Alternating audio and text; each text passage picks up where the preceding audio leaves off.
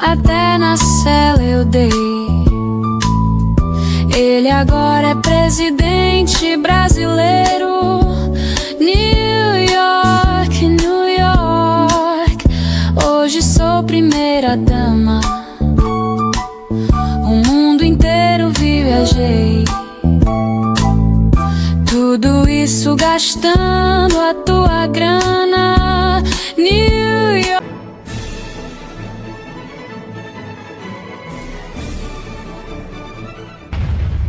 Perder o fio da meada, que também tem a ver com esse assunto, eu já vou entrar nesse, porque vale lembrar sempre que ninguém poderia, a rigor do 8 de janeiro, ser sequer acusado de golpe de Estado, de golpismo. Sim. Porque o crime de golpe de Estado é tentar, por meio de violência ou grave ameaça, depor um governo legitimamente eleito. Exato. Esse é o tipo penal, que está no Código Penal.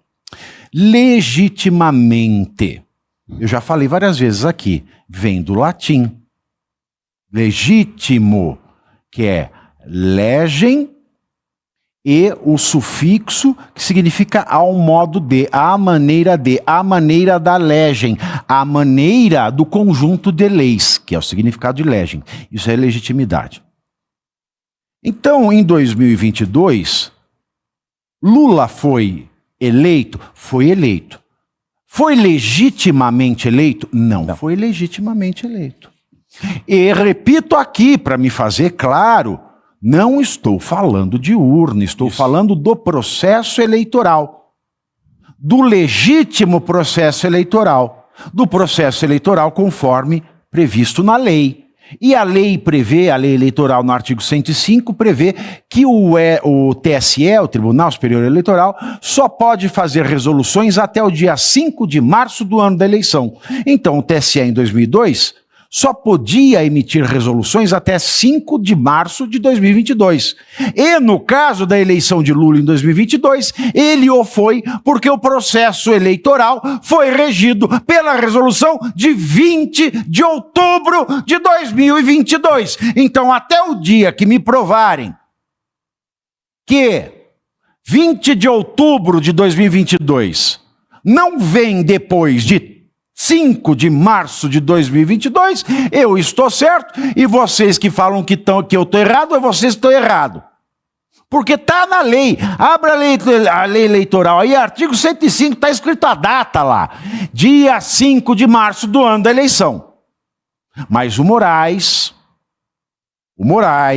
deslegitimou a eleição de Lula, razão pela qual, em 8 de janeiro de 2023, nós não tínhamos um governo legitimamente eleito, porque não foi eleito de acordo com o conjunto de leis. E se a lei diz que só pode o processo eleitoral ter resoluções até dia 5 de março do ano da eleição, a resolução do dia 20 de outubro do ano da eleição deslegitimou o processo. Mas ele fez isso lá, passou. Esse bando de senador e merda é a mesma coisa, com a vantagem da merda que aduba os campos. Então colou, e agora o Alexandre de Moraes parece que ele não vai nem esperar o processo eleitoral. Ele já vai interferir nas eleições, Caivano. Agora. Sim. O ministro Mussolini da Moca, que atende pelo nome de Alexandre de Moraes, determinou a instauração de um inquérito para investigar o senador Flávio Bolsonaro em apuração que busca esclarecer se o presidenciável cometeu o crime de injúria contra o presidente Lula em uma postagem nas redes sociais. A decisão de Moraes foi tomada a partir de representação da Polícia Federal, requerida pelo Ministério da Justiça e Segurança Pública, e também contou com parecer favorável da PGR. Além de autorizar a abertura do inquérito, Moraes determinou o envio dos autos à Polícia Federal, que terá o prazo de 60 dias para realizar as diligências iniciais. O caso tem como origem uma publicação feita por Flávio em 3 de janeiro de 2026 na plataforma X. A postagem associa imagens de Lula ao então presidente da Venezuela, o ditador Nicolás Maduro, com a seguinte legenda, aspas, Lula será delatado. É o fim do Foro de São Paulo. Tráfico internacional de drogas e armas, lavagem de dinheiro, suporte a terroristas e ditaduras, eleições fraudadas, fecho aspas. Flávio fez o comentário ao compartilhar uma reportagem do Metrópolis revelando que o governo Lula convocou reunião de emergência após os Estados Unidos capturarem Maduro na Venezuela.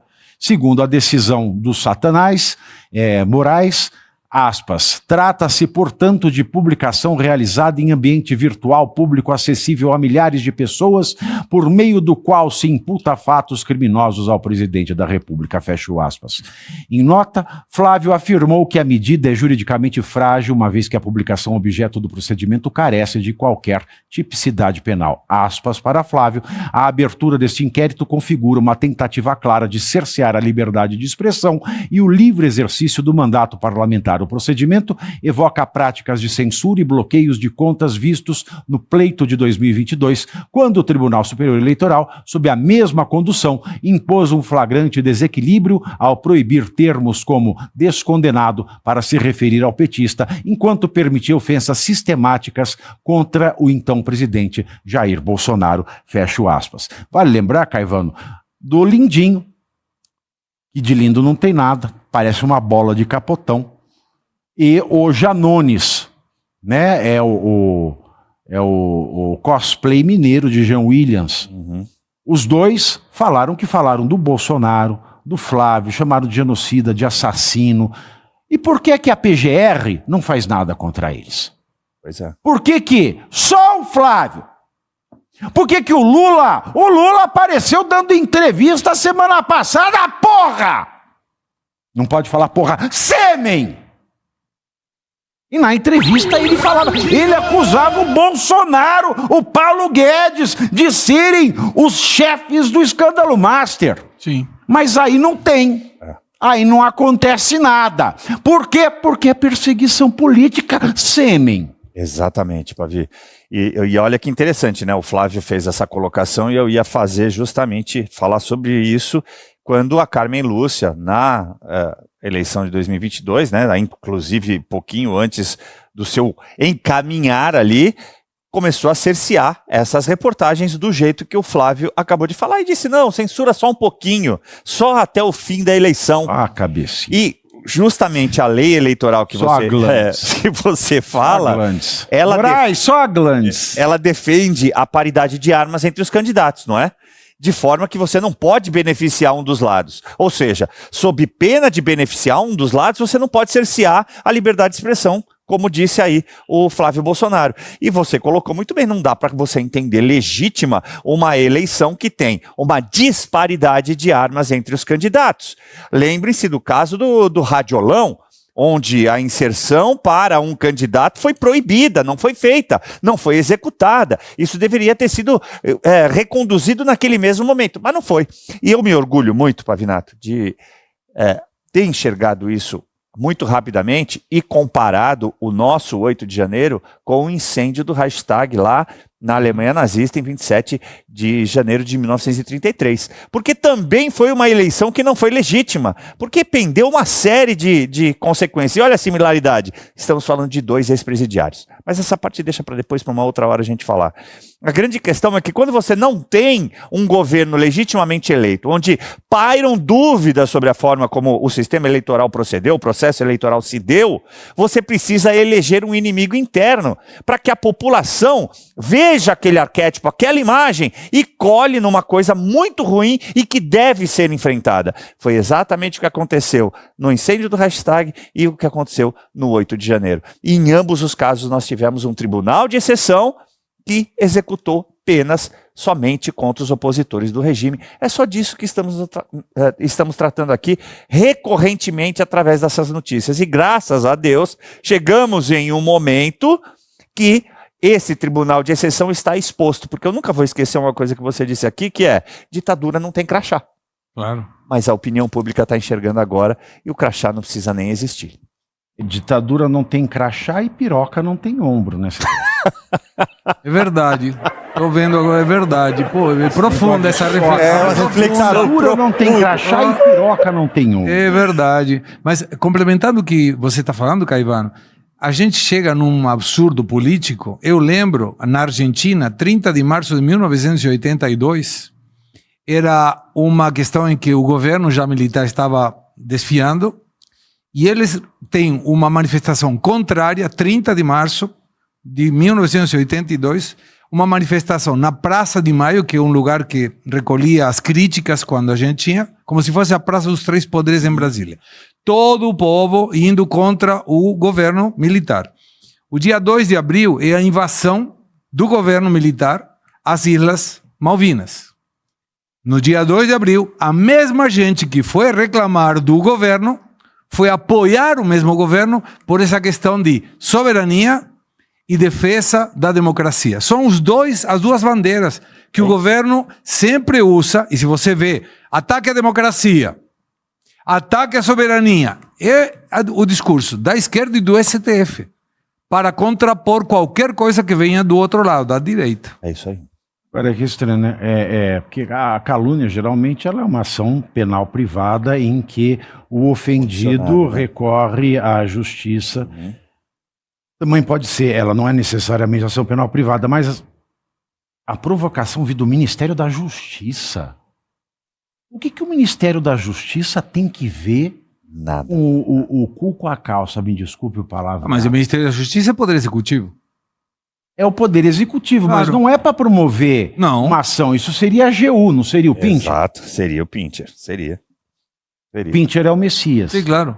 Vai, Messias, pega!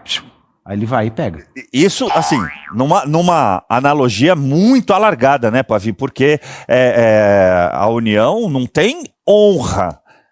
Então, não tem. Não é um crime de difamação que você vai usar a AGU para defender. Exato. Aliás, esse é um dos pontos da sentença lá do Ministério da Verdade do Messias, que persegue críticos. A União não tem honra. Nem pode ter. Assim, uma empresa privada pode ter honra quando você fala mal dela, fala assim, essa empresa dá calote, quando ela não dá, etc. Claro. Você até tem um certo requisito, porque uma pessoa jurídica privada, ela é uma pessoa privada diferente de outra pessoa privada, diferente de todas as pessoas físicas privadas. Agora, a União, o Estado, não. Eu sou o Estado brasileiro. Você em casa é o Estado brasileiro. Cada um de nós é o Estado brasileiro. De maneira que eu não posso estar atacando a minha própria honra. Óbvio. E aí você desnatura a questão da democracia quando você não deixa criticar quem ocupa o governo, que não se confunde com o Estado. Perfeito. E que é um ato próprio de ditaduras.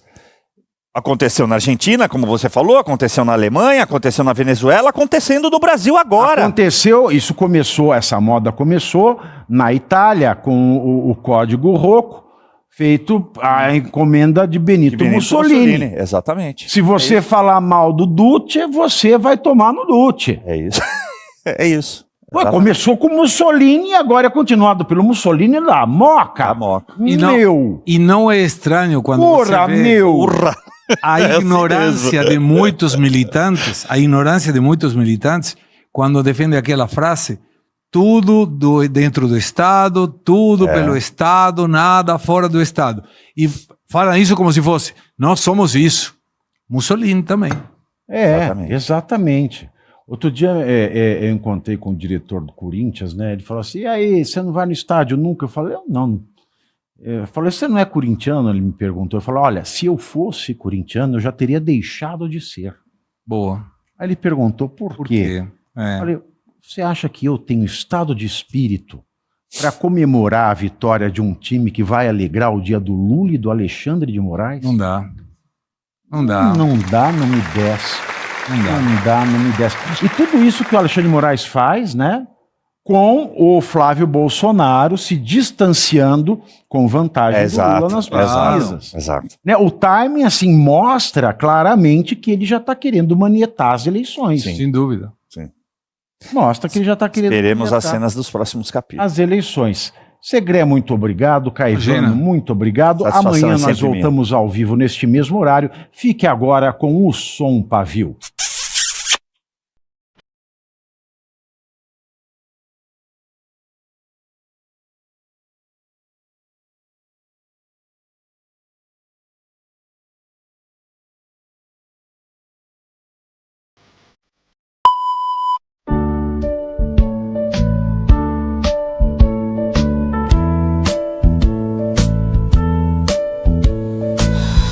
Ai, gente, como é bom viajar de graça. Já fui pra Dubai, Madrid, Japão e, claro, Paris. Paris. Hoje estou em Nova York e resolvi compor esta canção. Fisguei um velho cachaceiro, até na cela eu dei. Ele agora é presidente brasileiro. New York, New York, hoje sou primeira dama. O mundo inteiro viajei, tudo isso gastando a tua grana. New York, New York, bolsa e sapato vagabundo. Confesso, um bom tempo usei.